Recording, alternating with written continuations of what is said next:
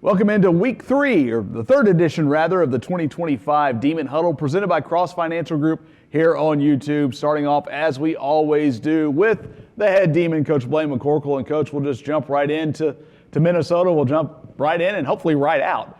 In some respects, there's just not really too much to talk about in this one. When you're an FCS team going up against a Power 4 team, you know what the inequities of everything is. And you kind of saw that the first play of the game right away. Yeah, you did. When you're an FBS team like Minnesota, playing a school like us, sometimes their players are a little bit more inclined to play a little bit more. I'm not going to say aggressive, but take some chances. Maybe they wouldn't. And the first play of the game, we tried to throw a nice easy hitch out there, and the kid made a great break on the ball and made a play, and it's 7-0 after one play. Where playing somebody else, he might be a little bit more conservative right there, because if you miss that and we catch it, it's going to the house our way. So those things happen in those games. But yeah, we started off slow in a hurry and really couldn't catch up. Those games kind of are what they are. But with that, there's a lot that we can learn from it, about how to play a game, how to play clean, how to go on the attack and not sit back and feel a game. So, with our extremely young team, there was a lot to be learned from that game. And that's one thing that I told them after the game.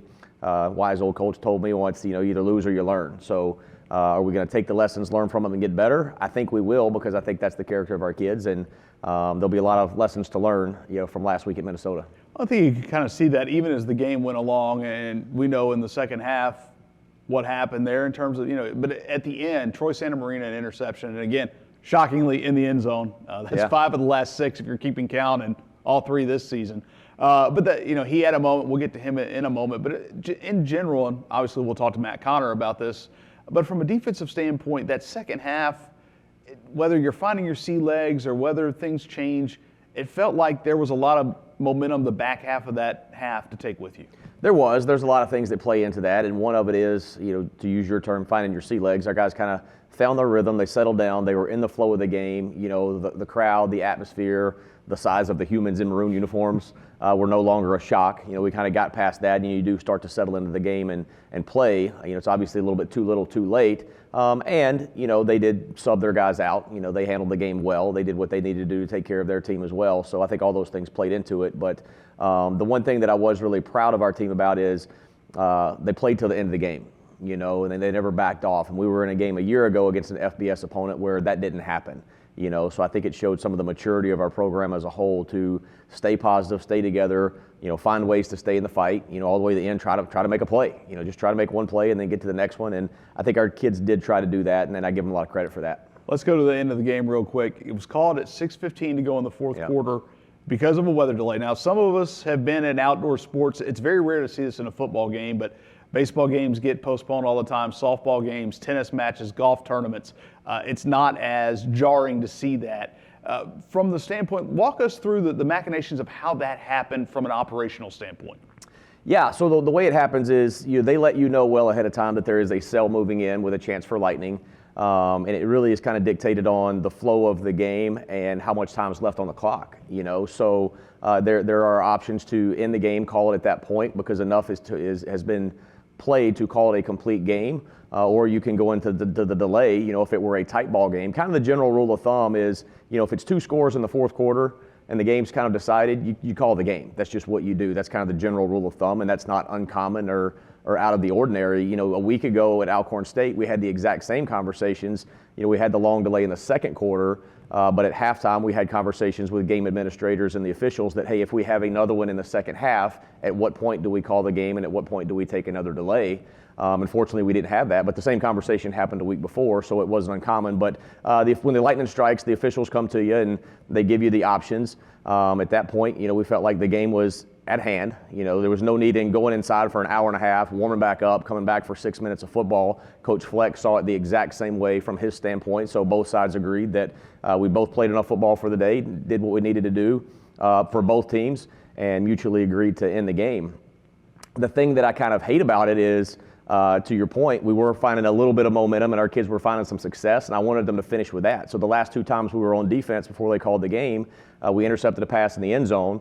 The last play of the game was 4th and goal, and we stopped them. So we had a great goal line stand, so we had some momentum in getting the ball back. I think there's some internet gurus out there, some experts. There's a fine line between an expert and an idiot. We all know that, right? That saying that we wanted to call the game and cancel it and wave the white flag, but that was not the case at all. If anything, we were in a spot where we wanted to keep playing because our kids were starting to find a little bit of success. The last time we were on offense, we found a nice first down or two, and we're getting some momentum there. So I felt like we were in a spot like, hey, let's finish this thing and let our guys feel good leaving the game with some momentum and some success. So really, I kind of hated to see it happen, But I appreciate Coach Fleck's, kind of leadership on that. He is the host and the home team, and he wanted to call the game, and that's what we did.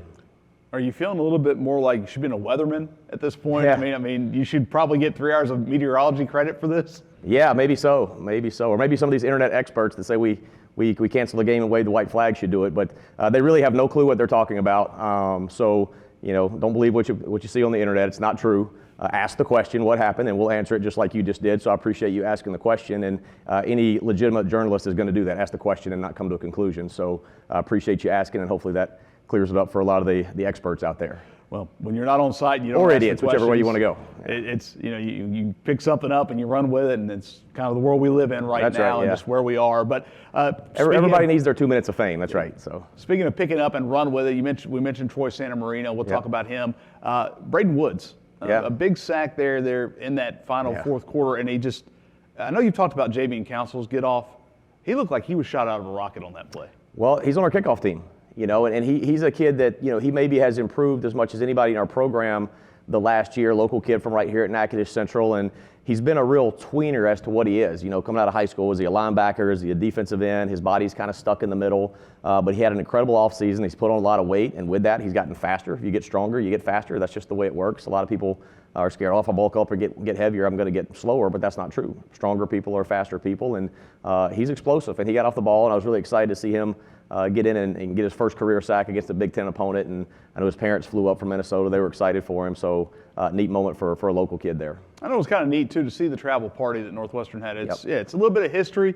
First Big Ten opponent, first chance to go, maybe to a state a lot of people haven't been to, but really neat to have that support for your guys. Yeah, it was. That little pocket of purple there in the corner was really neat to see, and they were very gracious to our team coming in at halftime and after the game. The true Northwestern State people understand what those games are and how they can get that way, and they're fully supportive and encouraging our kids, and it's great to see them there, and hope to see even more of them in Cincinnati this week. Well, speaking of that, as you turn to yet another Power 4 team there, at the end of that game, in terms of building that momentum, can you carry that forward, or do you believe you can carry that forward into another matchup? Well, absolutely. That's why I made the comment a minute ago that you lose or you learn. So the message yesterday to the kids when we got back was, what did you learn and what are you going to do about it? So what you did that didn't work against Minnesota. What are you going to change this week against Cincinnati? Because really, change the uniform and the location. We're playing the exact same team, in terms of talent and atmosphere and things like that. It'll be a similar stadium, similar crowd, similar opponent. So what did you learn? What are you going to change? And we always talk about constant, continual improvement. How do you do that? And there's some steps to that, but the first step is you have to make an honest assessment. So that's one thing we challenged our kids last night is when you go to bed Sunday night and when you wake up Monday to be in their off day, make an honest assessment of what you have to do individually as a football player to be more prepared to play in that environment, that type of game. And if they can do that, they'll get better. They will have some constant, continual improvement, and it'll help us through the rest of the season. And we got a lot of season left. We're still just getting started in this thing. Yeah, it's going to be week 3. It's just a little bit hard to believe. It does go very fast. But when you do look at it, one thing I noticed that is different, obviously Huntington Bank Stadium, Minnesota's home field, is the newest stadium in the Big Ten. It was built in 2009. You're going to play on one of the most historic fields in college football at Nippert Stadium. So that is going to be one thing that's different. It's kind of a complete 180 in terms of where the style, not the style, but where you're going to play. Yeah, it is different. One thing about Minnesota that our entire travel party talked about on the way back and with our return was what a classy place and a classy bunch of people. I've been very fortunate and blessed in my career to be in a lot of stadiums at a lot of levels all across the country, and their entire operation at Minnesota was first class. And I'm not talking about the team and the crowd and all that, but their support people, in the tunnels and under the stadium and their welcoming parties, they really, really do a nice job, and I've been in every stadium in the SEC. I've been fortunate to do that, and I don't think I've ever seen one as well operated and as classy as Minnesota's. Hopefully Cincinnati's the same way, but yeah, completely different style. Theirs is new and modern, has a little bit of an NFL feel to it, where Nippert Stadium in Cincinnati there's a lot of history and a lot of tradition there. So excited to go there and see another Power 4 atmosphere for our kids to play in front of. Should be a good crowd. It's not quite as big as Minnesota, but I think it might have the chance to be a little bit louder by design, the way it's built. You know, they have that horseshoe in the end where their students sit. So should be a great atmosphere. They're telling everybody to wear black. We'll be in purple and white. So it should be a good atmosphere and another opportunity for our kids to learn, grow, and try to go get a win, because that's why we're going. At the end of the day, we're going to try to win the game, and that will always be the objective. Have you checked the forecast? Because it was very football weather in Minnesota. That felt like Big Ten weather. Yeah, it did. I was kind of telling some people all summer and talking to some of our kids while they work out in the summer that the only thing I hated about going to play a Big Ten team was they weren't going to experience Big Ten weather because it was in September, but it showed up. So it was cool and cloudy, and we got a little sideways rain there in the second half, so they did get to experience that. But I think we're looking at 81 and sunny in Cincinnati and not near the humidity we have here, so it should be another really, really nice day to play football. Well, Coach, we appreciate your time. Did enjoy the Minnesota nice hospitality. Got a little touch of that within the stadium. And when we come back, we'll hear from Northwestern State Defensive Coordinator Matt Connor. You're watching the Demon Huddle presented by Cross Financial Group here on YouTube. Super One Foods is proud to be named the official grocery store of the Northwestern State University Demons. No matter where you gather to watch the game, we've got everything you need at Super One Foods, all at super low prices. Plus, you can order online and enjoy same-day pickup with our convenient curbside service. Talk about a game changer. Score big when you shop at Super One Foods, your official NSU Demons grocery store. Welcome back to the Demon Huddle, joined now by Northwestern State Defensive Coordinator Matt Connor. And Coach, we'll jump right into Minnesota, and we'll start with the second half because I think anyone that saw the game kind of knows how the first half went. But the second half, we talked with Coach McCorkle about it. It seemed like the guys either found their rhythm or kind of shook off some of the jitters, or maybe the awe factor was gone. But it looked like a little different defense in the second half. Yeah, probably a little bit of all of that combined. That and Minnesota staff, I thought, did a very respectful job of substituting and making sure they got guys some reps, some younger guys some reps that kind of, you hate to use the term, but even the playing field a little bit. But our challenge to them at halftime was simply, guys, the game's probably over. I don't think there's going to be a comeback in this one, but you go play the second half for pride, and you go play the second half, and I really challenge them to try to create some positive moments that we could build on moving forward. Not necessarily focusing on that Minnesota game, but we've got a game this week, and so what can we take from that second half and use it moving forward to improve ourselves as a defense. When you got back Sunday, when you got a chance to look at the film, what were some of those moments? Obviously the last play of the game was a goal line stand. That was a big moment. I thought, I'm sure we'll talk about Troy's interception in the end zone. We get pushed down there in the high red, and we find a way to take the ball away again. And then, I believe even late in the first half, if I'm not mistaken, you might have to correct me. They get down there low red again, and we find a way to force them to a field goal. Which at that moment in the game, you're really just looking for and clinging for anything positive to happen, and that was it. And we kept telling the guys that just keep playing, something good's going to happen, and that came true. For you guys, I mean, as coaches, you're coaches, but you're also a bit psychologists, armchair psychiatrists or psychologists. Look, we all know what that game was in terms of when it's on paper and all that stuff, but how did the guys seem to respond? Blaine said it after the game that he felt the sideline energy was different from a year ago at South Alabama. Yeah. Did you feel the same way? Yeah, I don't think this year we as coaches have to play near as much of a psychology role as we have in the past. Our sideline was awesome. For everything that was going on, it was easy to start bickering amongst each other, and there was absolutely, when I say there was 0% of that, there was zero of that happening on the sideline. Our guys, they stayed encouraged, they stayed positive, they kept trying to build each other up, and it was really cool to see some of our captains, some of our leaders just going up and down the sideline, just encouraging guys to keep playing, that something good was going to happen if we just go out there and play one play at a time, and you love to see that as a coach. For you guys, not only that, you mentioned the captains. Those are guys who've typically been here a while, or they're seniors, they're fourth-year juniors, things of that nature. You think about a guy like Danny Sears, who's been here 4 years. Caleb Billiot, Cam George, Ryan Tyler, those are all older guys. It was your younger guys at the end that made some of those plays. We talked to Coach about Braden Woods' sack. Yeah. That was a big moment for him, especially as a Natchitoches guy that grew up watching Northwestern State football. But Troy Santa Marina, again, and this kind of goes back to, we talked about it last year, we talked about it last week.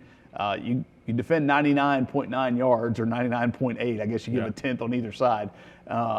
But the job Troy Santa Marina did, just continuing that streak of interceptions at the end zone, and that one may have been the easiest by degree of difficulty, but it was still a nice play. Yeah, it was. And I mean, we talked about it last week. They haven't scored until they score, and they were pushed down there, kind of that middle red zone area, tried to take a shot. Troy did a really good job. Receiver was a little bit behind him, but he didn't panic. He got close enough to receiver to where he could go up and find the ball, and he did, and came down with it. Man, I'm so happy for Troy. Troy's kind of a journeyman in our program, and I say this about a lot of kids, and I think it's a good thing. It shows the roster that we've put together. But Troy just shows up every day and works and does his job and doesn't complain, and he really earned that moment at that time. I think last week we talked with Coach McCorkle about maybe Tylen Martin, and it may have been Carson that we talked about with him. But Kendrick Van Akron, another one of those first-year coaches that's working with the defensive backs and his unit there. What have you seen from him in terms of maybe just bringing some stability to that group? Because I know they went through a lot of turmoil, a lot of turnover last year. Yeah, those guys have been through a lot of turnover over the last year and a half, and bringing Coach KVA, as we call him, bringing Coach KVA in, and he's really to agree with you 100%, brought some stability to that room, brought some structure. I really like how he manages his room, from the off-the-field stuff, from the behind-the-scenes stuff that people don't know, from the study hall, the class checks, holding his guys accountable, make sure his guys are doing the right thing. And when you can live your life that way and you can get your guys to operate right off the field, they just become freer players on the field. They don't have all that baggage to weigh them down of, I'm failing this class, or I didn't make this study hall. They just get to go out there and play free, and I think you're seeing a little bit of that because of the structure that KVA brings to the room. He just seems like he seems to mesh with the staff, just the whole staff. You guys kind of have, it seems like, one personality. I mean, It seems like every one of you guys is about the same. He's kind of fit in that mesh as well. Yeah, absolutely. I mean, look, we're not hard to get along with. You come in our building, you work hard, and you excel at your role, and I think everybody's pretty much going to get along. You guys head to Cincinnati this week, and you kind of jump from the frying pan into the fire. It will be a little warmer. I'll ask you, before we get into that, the weather up there. You got a little Big Ten weather. Now you're a SEC guy from birth in terms of regionality, but it felt like football weather. Yeah, I loved it. It was awesome, and even got a little bit of rain coming down in the second half, and it felt like football was supposed to feel. Now, are you about sick of having lightning delays and weather delays? Yeah, we've had enough of those for the year. Used our allotment of week 2. Let's get through the next 10 without any more. As you head to Cincinnati, when you look at the Bearcats, again, it's a challenge in terms of size, in terms of speed, in terms of that. It is a little different system that Scott Satterfield runs. Yeah, the systems are different. When you look at personnel, we're doing it all over again, and we're excited about that. I said on this show last week, and I'll say it again. And if you call yourself a competitor, these are the ones you better get juiced up for. And if you don't, then you really need to check yourself and decide if you're a true competitor or not. They've got a really good offense. They've been really good the first 2 weeks.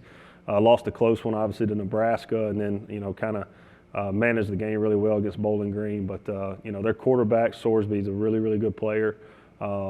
He's kind of what makes that machine go. They got a decent offensive line and two pretty physical running backs. I've been really impressed watching their running backs over the last couple of days. They run really hard. They get behind their pads, and one of them is, I think, listed at 5'8", 220. So he's low center of gravity. We're going to have to get down there and put our face on him and run our feet to get him on the ground. It's a bowling ball. It is. I'm going to ask you this before we let you get out of here. Did hear throughout the broadcast at Minnesota in week 1 as a defense had no missed tackles according to Pro Football Focus, which I felt was an interesting thing. But it seemed like, again, and they continue to harp on that. Do you guys go back and watch tape of other teams on your side of the ball? Obviously, you're scouting Cincinnati. You're going to eventually scout Prairie View and so on and so forth. But do you go back and watch tape when you see that? Do you pay attention to oppositions, tackling form oppositions, skill level at that? Yeah, I do. I mean, absolutely. Actually, our staff this morning just watched about 2 or 3 series of Cincinnati's defense, just kind of get an idea of what their philosophy is on defense and how close it marries to us, and where we're different and where we're alike. And we use that information as we get ready to game plan. So I really do think it's important, no matter what side you're on, to peek and study at those guys. Well, you've lived on both sides, so Yeah. if anyone could say it, it's you. Yeah. Coach, we appreciate your time. We'll come back with offensive coordinator Carson Stewart. You're watching the Demon Huddle presented by Cross Financial Group here on YouTube. Whether it's in the trailer, behind the camera, or on the air, NSU has a place for you. Learn the ins and outs of an ESPN broadcast while getting a full-fledged education in sports media or broadcast journalism. Northwestern State University. New media, journalism, and communication arts. Learn more at nsula.edu/new media. Welcome back to the Demon Huddle presented by Cross Financial Group, joined now by Northwestern State offensive coordinator Carson Stewart. And Coach, let's just jump right into Minnesota. And Coach McCorville's talked about it, Coach Connors talked about it. Those were some big guys you guys had to deal with, and bigger, faster, stronger. See it on paper. You unfortunately saw it in person on Saturday. So there were moments you can take from it, but overall, that's a tough challenge in week 2 of a season to draw that team. Yeah, no doubt. I mean, it's part of it, but as a competitor, that's what you look forward to. No matter who's across the ball from you, you want to compete and get better every single snap and every single play. And I felt at times our guys were working hard and they were competing. The task was a tall task, but there are definitely things we can improve on this week. It did look like, similar to what the defense went through. There may have been some shock and awe factor. There may have been we're looking up at guys that are a lot bigger in a stadium that's bigger than anywhere we've played in the last few years, one of the newer stadiums. But it seemed like maybe with that last drive of the first half, getting the first down maybe woke your group up a little bit. Yeah, no question. I think anytime you can find some momentum and success, everybody else feeds off of that. It's a great venue, great atmosphere, great weather, and I think just at times our guys started going a little bit slow. But it's something to learn from, and we talked about it as a staff all day yesterday and more today. What are we going to learn from those moments? We got another chance this Saturday at Cincinnati. So what did we learn and how are we going to do it? In games like that, there are opportunities at least to get guys in. So you saw Eli Anderson for the first time, saw Jeremiah James a little bit in the second half there. What did you see from those guys? Maybe start with Eli, his first appearance in a Northwestern State uniform coming in the second half. Well, Eli came in and just commanded the huddle very well. We didn't really miss a beat offensively with him in there. He's an older veteran quarterback who's been in the fire before from his previous stops. He came in, led the offense, led the huddle, and I think he executed just fine. Jeremiah there kind of had some really tough runs in the second half, and I know that's kind of the role he, at least, pre-Myon Hicks getting here, he was kind of the bigger back in the room. Now he gets to learn from Myon. It looked like he had, kind of found his feet and ran very confidently for a young guy. Yeah, I mean, JJ had a great fall camp. He had a great offseason that allowed him to do those things in that game at that stage. He came in, did some things that were like, oh, there's a good spark. And the guys fed off of that again. So it's very encouraging to see him come onto the scene there late. Let's talk about Abram Johnston there. It's a tough draw there. He had a tough start again, but we've seen it now. He's got the ability. You want to have a short memory as a cornerback or a quarterback. You can't worry about your last throw once it leaves your hand. But how has his, the progression mentally been? Because I think sometimes we forget that was just his 5th college start. Yeah, no doubt. You make a great point. That was his 5th one. So how much more can he improve for his 6th one, 7th one, so on and so forth. But he didn't panic. Obviously I'm up in the box, but he was calm, cool, and collected. You do have to flush that as a quarterback or any player in all 3 phases of the game. You got to flush it and move on. And I think he learned from that very quickly. Games like that, what do your younger, you kind of know what you're going to get out of the Caleb Billiards and the veterans, but the younger guys, whether it's Cam Davis, whether it's Jimmy Duncan, whether it's some of those guys getting kind of in that environment, because last year in 2024 was the first time in, I think since 2022, there was not an FBS team on the roster, or there was an FBS team, not a Power 4 team on the Demon schedule. So it's a bit of a unique situation in that you're going to jump in to the fire in the first Big Ten meeting from Northwestern State. But those younger guys, what do you hope they took out of that? How to play fast and physical and do it, constantly. Maybe at times there are a few guys with big eyes, but you have to learn from that. And I think we did a great job yesterday with our practice schedule and our meeting times to kind of push them forward one more step for this week. Hey, you saw it, now what are you going to do? So a great experience for those guys as well. Get their feet wet, now they see it, now they feel it, and now we got another chance this Saturday to go do it. Ask Blaine this question. I'll ask you the same thing. You go from the newest stadium in the Big Ten in Minnesota, and you're going to go to one of the more historical venues in all of college football, Nippert Stadium there in Cincinnati. From a fan standpoint, how neat is that to be kind of on both sides of the spectrum? Yeah, it's pretty cool. I've been to Nippert Stadium a few times before, being from that region specifically, but it's a great venue. And the stadium, the stands kind of sit down on you right there. You're kind of in a tight bowl. Great venue, and I'm excited to see the fans come out and hear some noise out there. It's going to be pretty cool. Backs up to the basketball arena, right? There's kind of there's a a parking garage, there's a basketball arena, and then their coaches' offices and field houses on the one end zone side. So it's pretty neat. Before we talk about Cincinnati, the football team, all right, you mentioned you're from that region. Give us the lowdown on Skyline Chili or Gold Star, whichever one you feel is the better of the two. Yeah, I mean, I'm not a huge chili guy, but I'd give it an 8 out of 10. Okay, so it's something we need. The foodies on this trip or the fat kids on this trip. You have to do it. You have to do it. You got to check that box and say, I did it. I came, I saw, I conquered, and I'll let you be the judge of it after that. Grater's ice cream? I have not had that. Okay, that's the other one that the ones we're going to worry about there. But now we'll turn our attention to food aside, and with Patrick Netherton not traveling, it's a little less of a thing. But we'll turn now to Cincinnati, the football team, and again, it's a Big 12 opponent. It's a team that's going to challenge you from a physical standpoint. What do you see from them? 1,000-foot view to 10,000-foot view. Yeah, very similar opponent to Minnesota. Their physicality, their size, their speed, structurally and schematically quite different. But we're seeing very similar bodies out there with very similar skill sets. So now we've seen it, now we got to go execute. How did your room, the side of the ball in terms of getting through meetings? We talked with Matt about it on the defensive side. It seemed like they were able to build and they're moving forward in the right direction. Same thing for you guys? Oh yeah, no question. No question. I think the guys are in a good headspace right now, and they're ready to put that one behind them and move forward to the next one. All right, Carson, thanks for your time. And thank you for watching another edition of the Demon Huddle presented by Cross Financial Group here on YouTube. We'll see you next week.